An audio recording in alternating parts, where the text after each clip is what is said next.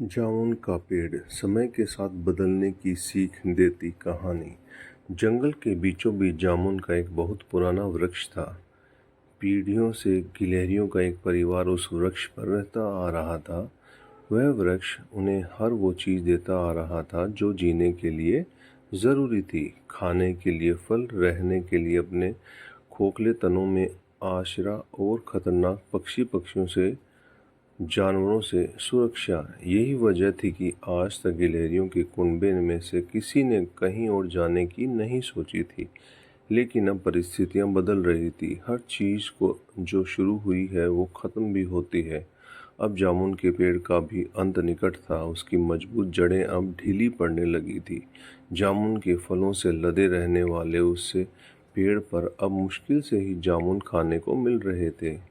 यह एक आपात स्थिति थी और गिलहरियों परिवार ज़्यादा दिनों तक उसकी अनदेखी नहीं कर सकता था। अंततः एक मीटिंग बुलाई गई। सबसे बुजुर्ग होने के कारण अकड़ू गिलहरी ने मीटिंग की अध्यक्षता की और अपनी बात रखते हुए कहा, मित्रों, ये पेड़ ही हमारी दुनिया है। यही हमारा अन्नदाता है। इसने सदियों से हमारे पूर्वजों का पेट पाला है, हमारी रक्षा की है। आज भले ही इस पर फल आने कम हो गए हैं, इसकी जड़ें कमज़ोर पड़ गई हैं, पर फिर भी यह हम सबको आश्रय देने के लिए पर्याप्त है। और भगवान की कृपा हुई तो क्या पता ये कुछ दिनों में वापस ठीक हो जाए। अंततः हम सबको यही रहना चाहिए और ईश्वर की प्रार्थना करनी चाहिए। सभी गिलहरियों ने अकड़ू की हाँ में हाँ मिलाई, लेकिन गिल्लू गिलहरी से रहा नहीं गया और उसको हाथ उठाते हुए कहा, मुझे कुछ कहना है। क्या कहना है? हम भी तो सुने। अकड़ू कुछ अकड़ते हुए बोला, क्यों न हम एक नया पेड़ तलाशें और अपना परिवार वहीं ले चलें, क्योंकि इस पेड़ का अंत निकट है। हो सकता है हम कुछ महीनों और यहाँ काट लें, पर इसके बाद क्या? हमें कभी न कभी तो इस पेड़ को छोड़ने के जाना ही होगा। बेकार की बात करना छोड़ो गिल्लू। नए खून के जोश में तुम ये भूल रहे हो कि इस पेड़ के बाहर कितना खतरा है। जो कोई भी यहाँ से जाने की सोचेगा उसे बाज, लोमड़ी या कोई अन्य जानवर मार खा जाएगा।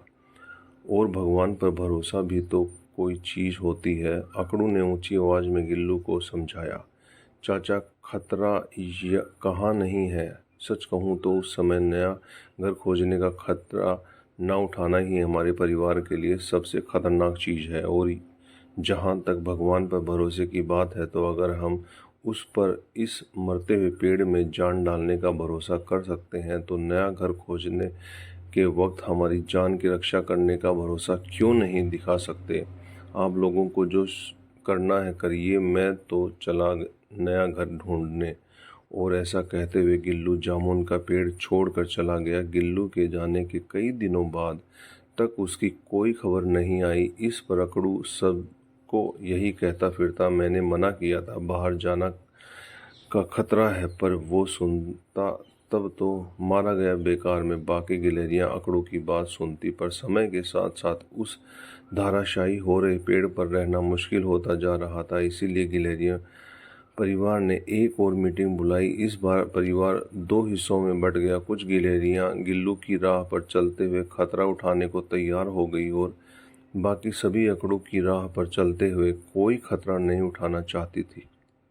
कुछ एक महीनों और बीते। जामुन के पेड़ पर फल गायब हो चुके थे। उस पर रह रही गिलहरियां बिल्कुल कमज़ोर हो चुकी थी और अब उनमें कुछ नया करने की हिम्मत भी नहीं बची थी। धीरे धीरे अकड़ू बाकी गिलहरियां मरने लगी और वहां से करीब 100 मीटर की दूरी पर गिल्लू और बाकी गिलहरियां एक दूसरे जामुन के पेड़ पर हंसी खुशी अपना जीवन जी रही थी। दोस्तों, हम सभी किसी न किसी जामुन के पेड़ पर बैठे हुए हैं। हम जिस भी इंडस्ट्री में हैं, जो भी बिजनेस कर रहे हैं, वह धीरे धीरे अब्सोल्यूट हो रहा है या उसे करने का तरीका तेजी से बदल रहा है।